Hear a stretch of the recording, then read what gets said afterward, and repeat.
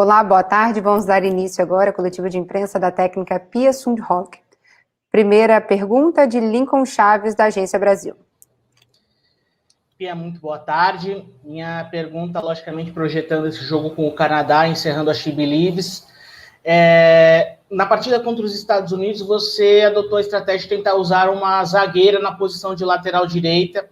Só que para essa partida, especificamente contra o Canadá, você tem esses dois problemas de lesão da Kathleen e da Antônia, que foi divulgado hoje. A tua ideia é voltar já para aquela origem de usar talvez a Camilin, ou uma outra opção ali pela direita, né? Como é que você está pensando essa questão defensiva para o jogo contra o Canadá? E o que você pode falar da lesão, infelizmente, dessas duas jogadoras, da Kathleen e da Antônia? Obrigado. Well, that is a very important question, and we need to find some answers. And we've been a little bit unlucky with our back players. So, and this is what it takes to win the game, try to find the solution. And we have some solutions. And it is not only about the right back, it's about the team. Because at the end of the day, it's a team that makes the right back playing very, very well. So tomorrow you will see probably two different solutions. And we will make some changes in halftime. And not only that, we've had players that played 90 minutes, 2 games, and I think half has been doing very well. So we need to solve the back four in a positive way. Segunda pergunta da Maíra Nunes, do Correio Brasiliense. Oi, Pia. A Ivana Fuso, que estreou na Seleção Brasileira contigo, comentou sobre algumas diferenças do clima e da convivência com as brasileiras em relação à Alemanha. Queria aproveitar a oportunidade para saber de você, uma treinadora sueca com experiências em outros países, o que a vivência no Brasil, desde que você chegou nesse trabalho, já te modificou como pessoa e como profissional. E do outro lado, quais são as principais influências que você já agregou à seleção brasileira, inclusive aí na forma de jogar, no estilo de pensamento também das jogadoras? Well, I've adjusted my way of living pretty much, and coaching as well, because to be successful, you need to know who you have in front of you in order to reach the Brazilians. And it is different. It's so much more emotionally, and I get surprised pretty much every day. And the technique will also surprise me, because we have some solutions, but if you read the game very well, with a good technique, you have different kinds of solutions out there, especially in the attack. I rather have a more Swedish style when it comes to defense, but go ahead with the Brazilian style when you go attacking. The thing is, with this Brazilian team, I like the emotional part when it goes well. I would love to add a little bit of American grit, because when it doesn't work that well, we need to dig in, and also add a little bit Swedish organization, both in defense, but also in the attack, so we try to be on the same page. Terceira pergunta da Cíntia Barlen, do Globoesporte.com. Olá, Pia, tudo bem? A Sophie Schmidt, que é uma das jogadoras aí do Canadá, falou que para vencer o Brasil é preciso pressão e paciência, pressão implacável e paciência durante todo o jogo. Qual a receita que você está planejando para também conseguir a vitória diante de um Canadá que foi muito bem contra os Estados Unidos, acabou perdendo por 1-0, mas também sofreu uma pressão impressionante da Argentina, que não foi o caso do Brasil?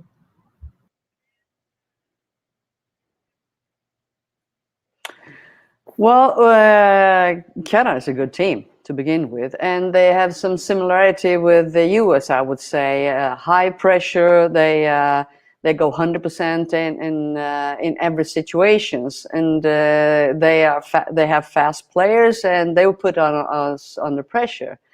Now the recipe, as you mentioned, in order to beat that, is built up. To have a good position and make the good decision making. And usually I talk a lot about the center mid, they need to get involved in the game because they, in my opinion, are the heart of the game. And if they do a good job connected with the outside mid and the midfielder, the back four, then they have a chance to play out of pressure. Because I don't believe this team will be successful if we play long balls.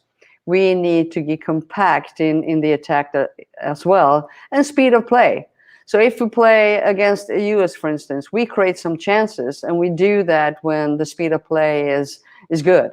And we need to raise that level a little bit. Now we're in the beginning of the year, and some of the players has not been playing many games, not been training that much. So I believe that will be, we can improve that tremendously going forward. Quarta pergunta da Gabriela Villanova, do Joga Pra Elas. Olá, boa tarde, Pia. Bom, me recordo que em jogos passados que o Brasil disputou, você levantou a questão de que a equipe teria que estar bem desde o primeiro tempo para ditar o ritmo do jogo e não esperar o segundo tempo para mudar a postura. Mas nesses 2 últimos jogos, nós também podemos ter um pouco da sensação de uma melhora justamente na segunda etapa. Então, eu gostaria de saber a sua percepção sobre isso e se você vai cobrar uma intensidade muito maior no início do jogo contra o Canadá. Obrigada.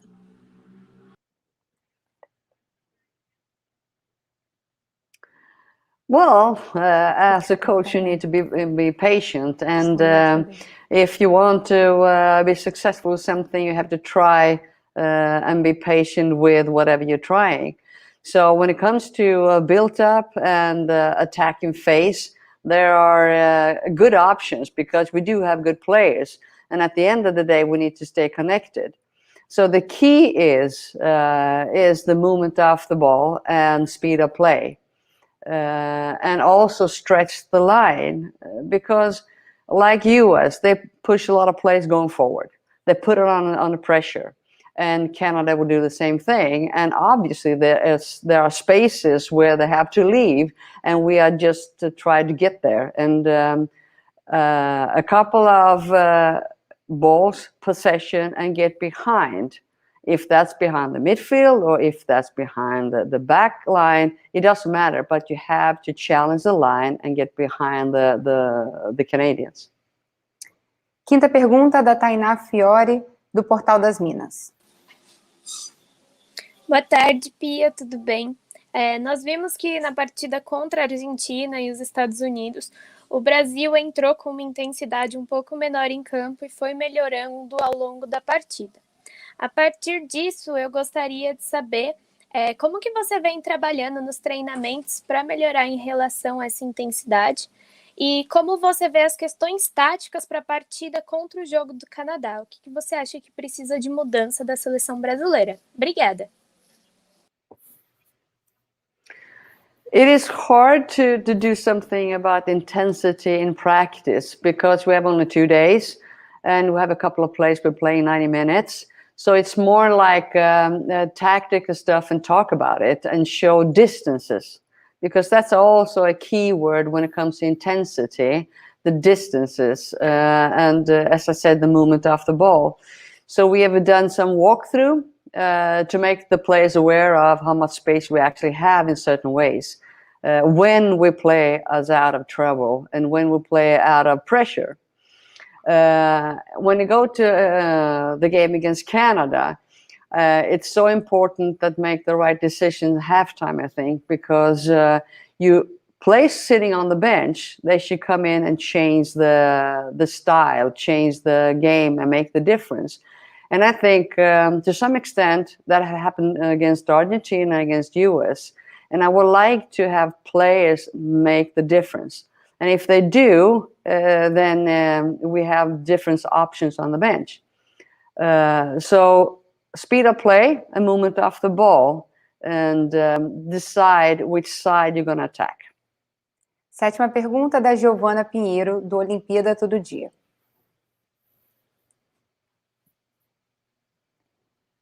Tá desligado, isso. Boa tarde, Pia. Queria que você fizesse um balanço do She Believes que está aqui. Você tem aproveitado para testar a equipe. Existe um ponto que você está satisfeita com a equipe? E qual ponto você acha que ainda precisa de mais atenção? Obrigada. Both. I'm satisfied with the team, and I also think there's so many things we have to do, and we need to improve a couple of things, both defending and the attack. And I would say the key word is compactação. If we are connected, that's one thing, but also if we're on the same page, that means we make the right decision at the right time.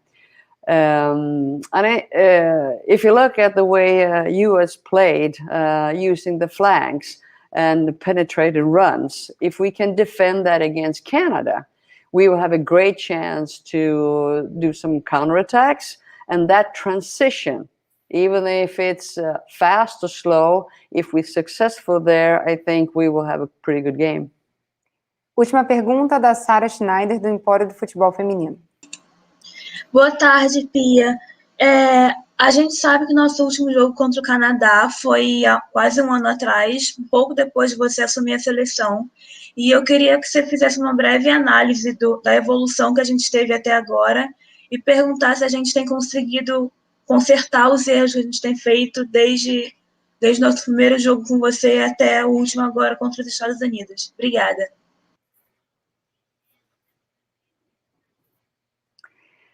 Well, it's a long time ago, 1 year ago, actually. And I have to mention two players that are not here and who actually played back then, and that's Formiga and Luana. I think that some other players have stepped up and made the difference. Still, the speed of play, and I think one of the keys also is how the team is connected with Marta and how Marta is connected with the team. Because that game, the first 45 minutes, we played very well. She scored a goal, Marta, as well. The second half wasn't that good, and we had one play sent off as well. But this one, we have a chance to continue with a better defense, because I think the defense is better now than a year ago. And I think also the flank play is more interesting today than a year ago. Let's see if we can get connected and create chances like we actually did against US. Now we have to put away the chances. That is important, of course. Obrigada, Pia, e obrigada a todos que participaram.